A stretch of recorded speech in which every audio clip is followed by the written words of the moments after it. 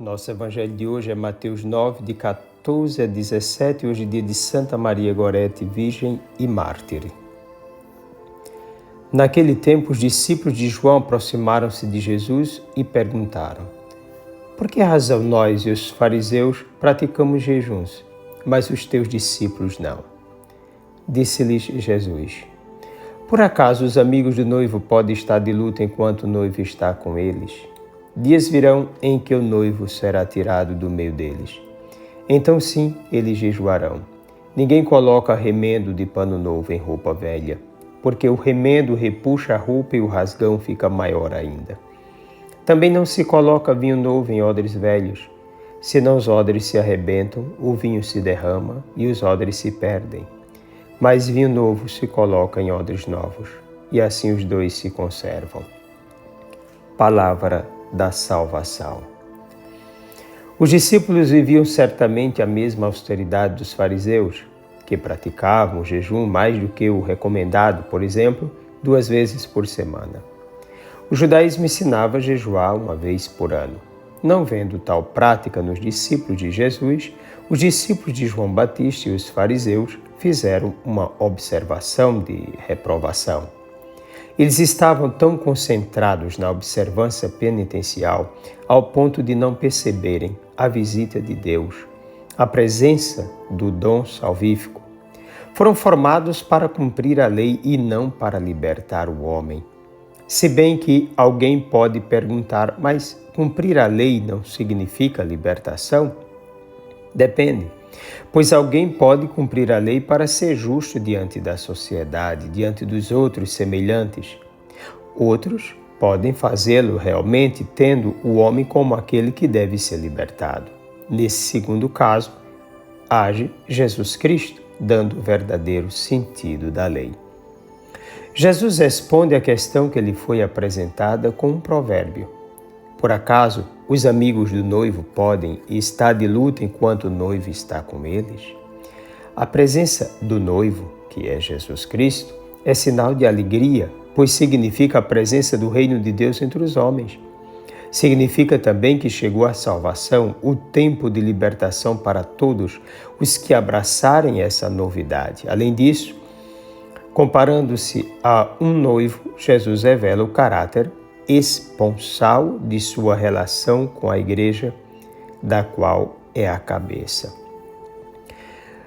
O jejum não é rejeitado por Jesus, mas colocado no seu devido tempo, na hora certa, na hora exata, no momento oportuno.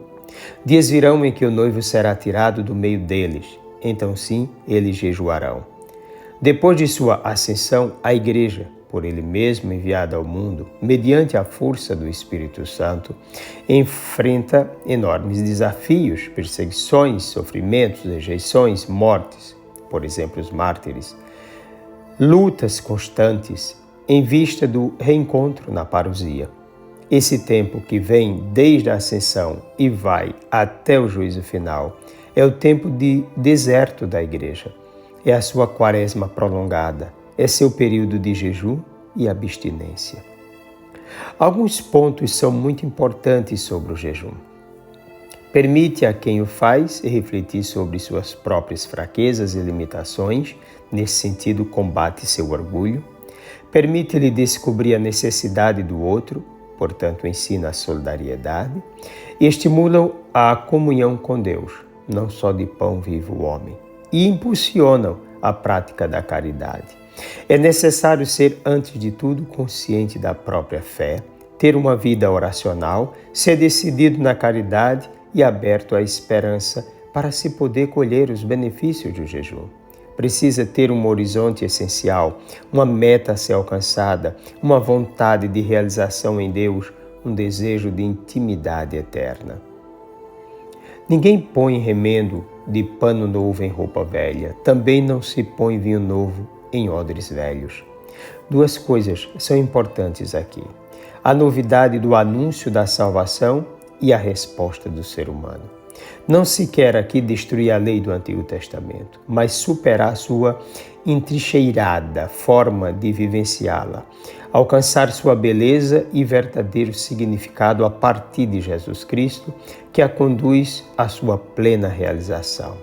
Para isso, é necessária uma total mudança de mentalidade, uma existência nova a partir do novo Jesus Cristo. O homem novo não vive mais preso ao passado, mas corajosamente aberto ao Espírito Santo, lança-se na novidade de Deus, a fim de dar passos desassombrados, confiantes na direção do futuro que Deus preparou para os seus. O jeito novo exigido pelo novo anúncio é aquele de viver segundo Cristo.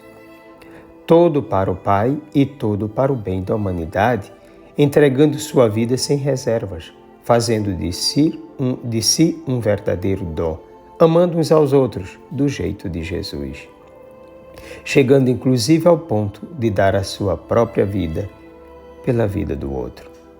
Desça sobre ti a bênção do Deus Todo-Poderoso, Pai, Filho e Espírito Santo, um forte e carinhoso abraço.